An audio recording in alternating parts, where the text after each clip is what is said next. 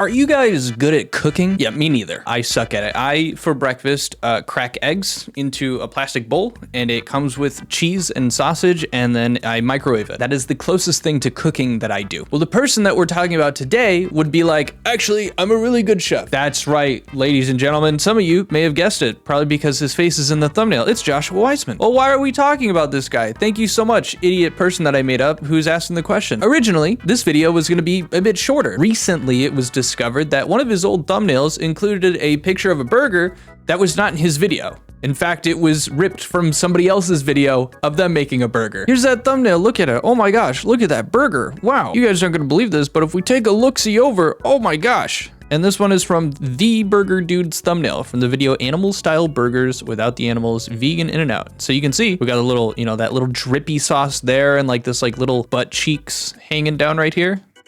Go take a look. There's the double butt cheek right there and the little dip right there. Look at that. They're freaking identical. And so this is the person that had the original thumbnail. He's so competitive, he uses other people's images of food and passes it off as his own. Ta-da, the entire video is done. Joshua, or probably just an editor of his, just used, you know, a burger picture from someone else. I think it's stupid twofold. It's a thumbnail from a year ago. Like, dang, I feel like if it was important enough, we would have caught it earlier. But number two, just take a damn picture of the burger that you make in your video. You know, that's like clickbait, and clickbait is not okay. So I looked at that and was like, dang, that is just not a lot of drama. That is not a satiating amount of drama for the slop consumers that come to watch me regularly. So I was like, dang, am I gonna have to teach myself baseline politics so that I can make another video about Hassan and Ethan without one side of it like freaking out at me? Just kidding, I'd still never do that. But our saving grace comes from the fact that as I was reading through some of the comments on this Reddit post of Joshua Weissman, you know, stealing the thumbnail, whatever, I found this comment. Shout out to Gay Anomaly. You a real one for this. They said, I recently went on a Josh Weissman deep dive and found a thread where his former assistant did an AMA. Apparently Josh has no real friends, is hated by everyone except his closest assistant, Vikram, has burned bridges with just about every other food tuber, is generally intolerable to be around, and is uncomfortably sexual with his employees. And someone commented, thank you so much, Sniper1905, this thread? Now, ladies and gentlemen, don't get it twisted. This is not just me going through a thread of an assistant talking about some deplorable actions and just like an unlikable character that is Josh Weissman. This is coming from someone who gave their fiance as a birthday gift one of this dude's cookbooks. That's right, we paid good money for someone who apparently sucks. To be fair, we got this before the AMA came out, so I'm not too mad. But we do have the saving grace of a Cooking with Babish one. From what I understand, he doesn't suck, but I haven't found his AMA. So as far as I'm concerned, because we are now finding out that Joshua Weissman kind of sucks, that is essentially an attack to my fiance. So in case you thought I was just making a video to make sure the upload schedule stayed intact, no. This one's personal. To start things off, we have the header. I used to be Joshua Weissman's assistant. Ask me anything. This is from 4 months ago, so pretty recent. To get this out of the way first, a couple of people were asking for proof. And so someone else had actually replied, I used to be Joshua's community manager, read the Discord admin, and can confirm it's really him. This is not a joke, by the way. My Discord name is Izaz, worked for Josh from May 2021 until servers shut down from orders of Josh and team. However, I'm still under NDA, so I would suggest taking this opportunity to ask whatever you want to know. But to get this bad boy started, someone asked, why has he moved away from actual cooking? And OP said he ran out of ideas for cooking since his team left. Next juicy one we got is, I was there when he still talked to his cupboard. I think he let the fame get to his head. He got too big too fast, and he's so young and unwise. It's sad he doesn't have the self-awareness. That being said, I remember you. I hope you're doing cooler things now. Was Vikram at least nicer than Josh? He seems to be. I don't want him corrupted too. OP responded, doesn't have any self-awareness whatsoever, lol. Thanks, and I'm doing bigger, better things now. I'm a boss man where I work at now. Vikram was and is nicer. He's a great person and is still my homie to this day. Vikram is the That's my boy. And then somebody followed up, does Vikram still work for Weissman? And OP said, yep, he does. He's the brains behind a majority of things. Dude is a genius. I hope he wanders off on his own soon. Next up, someone said, from reading the comments, sounds like your views on him are that he values money ahead of anything else. Something I've been curious about, is he making millions? And what's his wife using her degree for? Does she feel like she has to work or she wants to? OP said, very true. If it's not making him a profit, it's not important to him. It has to be about the brand or he doesn't care and he is the brand. brand. I honestly do not know what he's making, but at the time I worked with him, he was on Forbes 30 under 30, and he does spend money wildly. Cost does not matter to him. Anything he can't do, he's willing to pay for someone to do it no matter the cost. She wants to work, and I believe she is some type of environmental lawyer or something of that nature. That same person ended up following up with a few other questions, being like, another I have is, why did Kendall, Vikram, and yourself never teach the rest of the entourage to shave their face and not their bum fluff that it seems they then paste on their faces? I know that sounds mean-spirited, but these are the only words I can find to describe how bad it is because it always feels like such neckbeard vibes. I'm gonna be right back. I shaved and gave myself razor burn. Moving on though, they say a more serious question though is that it seemed like Josh went from confident but still humble and wholesome to very sure of himself. Kudos on the self-love and confidence, but I am wondering, did you notice the flexing and everything else ramp up off screen as it did on screen? OP responded, haha, not sure on your question about beards. I did create a rule that is now an everyday life rule, which is be fresh AF all the time, no matter where you are, and the crew to this day has adapted that. I'm sorry for not being fresh AF at all times.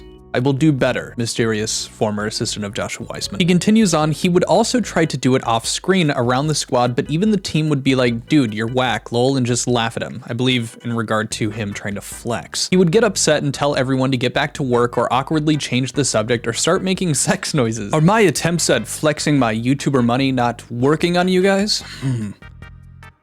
Continuing on, I know for a fact he couldn't stand that I didn't kiss his butt cheeks, dude. I never watched his videos before I worked there and have not watched now that I don't work there.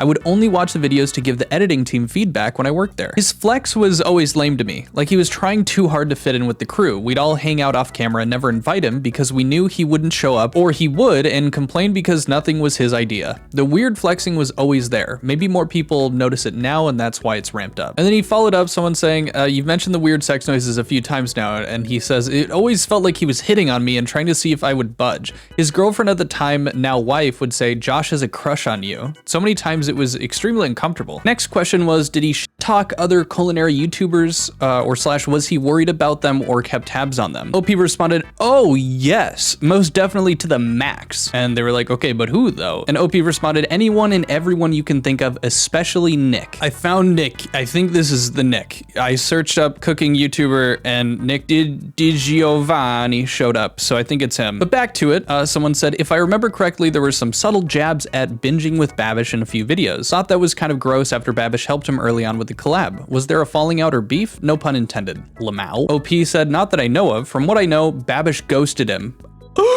Bye, Josh. I can't hang out with you anymore. I'm a ghost now.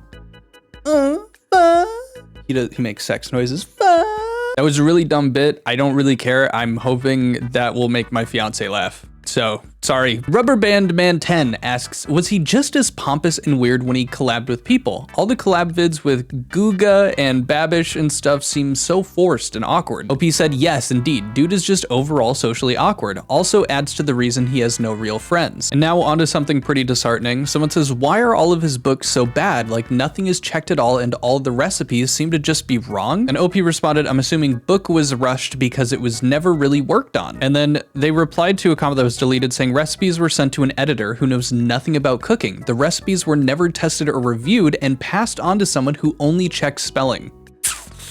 The Mutant Hot Dog asked, with a bit of kick to it, how the fuck did he become so insufferable? He used to be an alright mid-tier YouTuber, but now you could not pay me to watch his videos. Everyone clickbaits and makes obviously staged videos, but only he manages to make every video a jerk-off sesh. Dang, I did not know you could post it on YouTube. OP says, you just see more of who he is now because he doesn't actually work with his team. He used to and would take the team's ideas and call them his. Bro's being that villain from that like Disney thing, the 101 Dalmatians lady. What is that even called? I found her, it's the Baroness from Cruella, that movie. She's like, oh, all these dresses, they're actually my work. Even though Cruella makes them, which is why they get mad at each other and stuff. I haven't even seen the movie, just watched most of it through shorts on YouTube. But continuing on, OP says he wouldn't like it that we would congratulate each other when videos took off and not actually congratulate him. Almost like he would get jealous. Now he sees his team as minions, and I assume he doesn't have team brain sessions like before. I just know the people who were there from 2021 to 2023 actually made the channel. This is actually a recurring question, but someone else asked, why were the cookbooks such a cluster? OP said he didn't write it, rushed it, and used Chat GPT or whatever it's called. GBT? What is that? What is that AI? OP said used another platform, but both books were rushed. I really like this question. Someone asked, best and worst experience working for Josh. OP said, best experience I'd say was when we did the collab with Amboy in LA. So many people came out and the vibes were magnificent.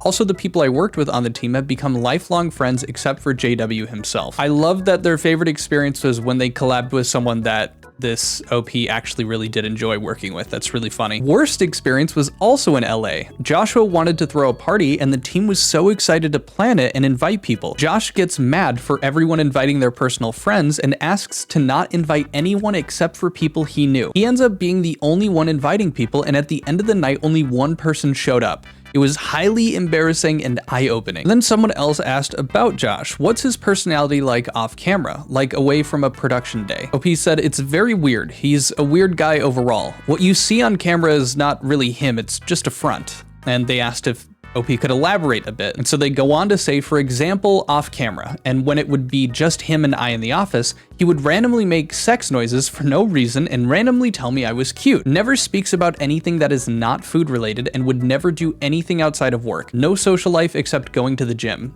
During gatherings and parties, he wouldn't socialize, just stand in the corner sharpening his knives. Would he do that in public too? So he'd bring people over and they just go sharpen knives. A little bit ominous, but apparently also, if the intention was not on him, he would do anything to get it, and God forbid an employee was getting any kind of recognition or attention. And then someone kind of brought up the fact that this person was able to talk about all this and got an interesting answer, but they said, lol, I'm surprised he didn't make you sign an NDA. Thank God I didn't give him money buying that shitty apron he sold my girlfriend wanted. OP responds, never did, because a majority of the time I was in charge of those documents. I was basically HR and I never signed one. Dude never noticed. And so the person that asked the first question followed up asking, what made you come out to dunk on him in public finally? And OP responded with discussing with someone how much better off everyone who used to work there is now that they left that toxic environment, and they were like, you should post on Reddit. Make an account if you don't have one, so I did once I saw how much people shit on the guy. I was like, man, if only they knew. So I did it to expose the coward. And then another great question was asked, what led you to become his assistant? And then when did you have the this just isn't working out moment? So OP starts with the pandemic. I got furloughed from my job and was looking for work like every other American. I applied on Indeed, but it didn't say his name or anything, just said work for a YouTuber, need media experience. I interviewed with a company called Maiden Network that he hired to find someone. They warned me about his personality and attitude, but I was used to that type of person coming from working in the music industry, so it wasn't new to me. I did 4 interviews and he was the last one in person. I got told who he was an hour before I met him. I didn't know who he was and never heard of him at the time. I'd never watched his videos before I worked there and have not watched since I stopped working for him. The it's just not working out moment came a few times. First time was when we had a party and no one came after he invited so many people he supposedly knew in LA, which we talked about earlier. Second was when everyone at his own wedding was talking shit about him. And third was when he started refusing to pay the team more money to move to a more expensive city. And so someone asked, because, you know, that's kind of a crazy thing. You said mad people were talking shit at his wedding? Gotta hear more about that. So he follows up, people were there to network with other guests, really. Once I mentioned I was leaving in a few weeks, people would let it rip.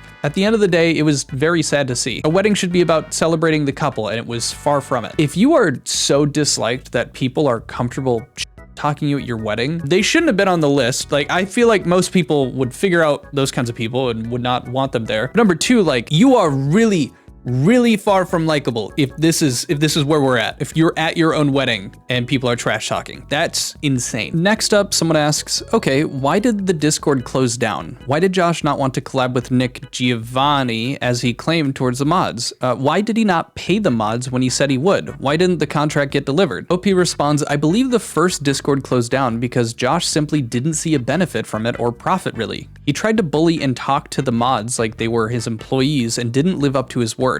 Not surprised, the dude is the definition of a coward. Anytime the mods would ask for him, he'd get mad and delegate it to someone on the team. I believe the mods kicked him out of his own Discord for that, lol. He hated Nick and would constantly talk shit about him. Once he had me stalk his channel and take screenshots of any thumbnail that looked like a JW one. He did a small TikTok collab with Nick, and when trying to tag Nick, he was like, I couldn't find you. Nick grabbed his phone and was like, oh, it's because you blocked me. Josh quickly shifts the convo. That was truly embarrassing. He simply didn't want to pay the mods. He'd be like, why? They don't benefit me or my company, but was always too afraid to simply talk to the mods and tell them himself. And then conversating on this reply, he also said, his company work environment was and probably still is hella toxic.